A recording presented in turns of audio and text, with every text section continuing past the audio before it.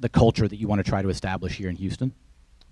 Yeah, I think it's obviously an advantage for us to add some veterans, and having the cap space allows us to do that. So we want to find the right mix of veterans, not a certain type of guy. We're looking at every position, but we also want to have guys that have professionalism, be good examples for our young. What's poppin', YouTube? I am the Prince 432. If you don't know, you should know. You dig?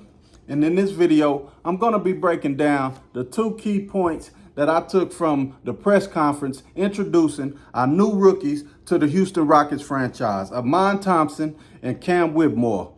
You're going to hear what Raphael Stone said about Ime taking the reins of the player control. Also, you're going to be hearing what Ime Udoka said about mixing in vets and rookies. So without further ado, let's get into the video. The culture that you want to try to establish here in Houston? Yeah, I think it's obviously an advantage for us to add some veterans, and having the cap space allows us to do that. So we want to find the right mix of veterans, not a certain type of guy. We're looking at every position, but we also want to have guys that have professionalism, be good examples for our young guys. But we also feel like the young guys that we have and the guys that are coming back have been here, 2, 3, 4 years now. And although they're young in age, they have a lot of experience. These guys have been on big stages as well. So the intangibles that they bring, we just want to add to the team. The athleticism is kind of across the board, and we want to add the right veterans to kind of nurture these guys as well as myself.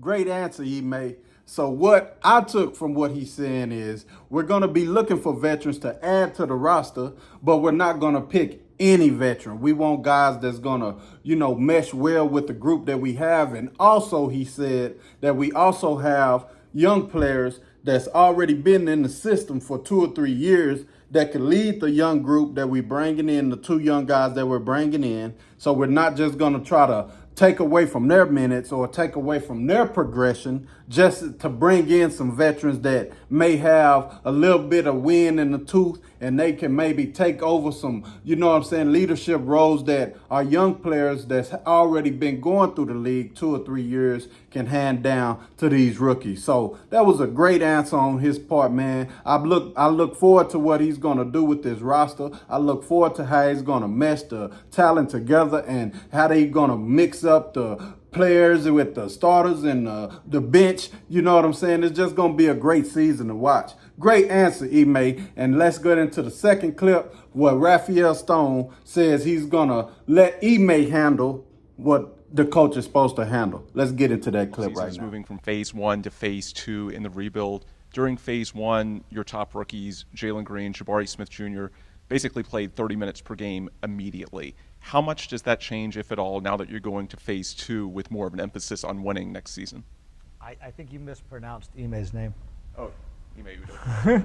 No, I'm just saying that's a question for him, not me. So he gets to, I try and find him, and then I hand him over, and it is his job to allocate who plays and how.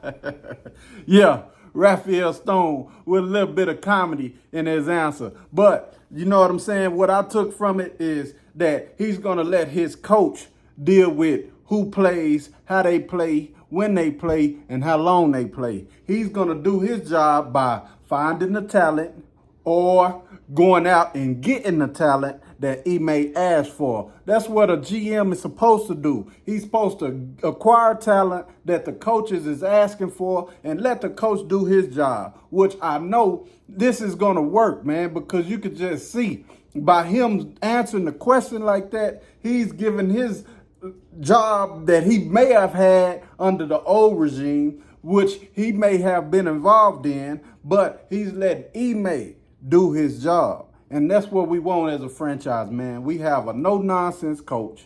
We look like we have one of the GMs of the year next year.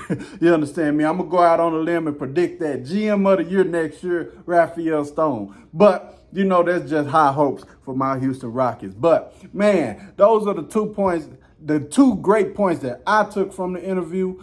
Also, it was a lot of great points that the rookies said that, they just showed poise and they showed that they've been well, prepped for the NBA to handle the rough, rigorous 82 game, the press conferences, the talking to the media, they're going to be able to handle it. Just how they handled the press conference, these two rookies are going to fit well with the group that we have, man. I'm so excited to see what we're going to have this year.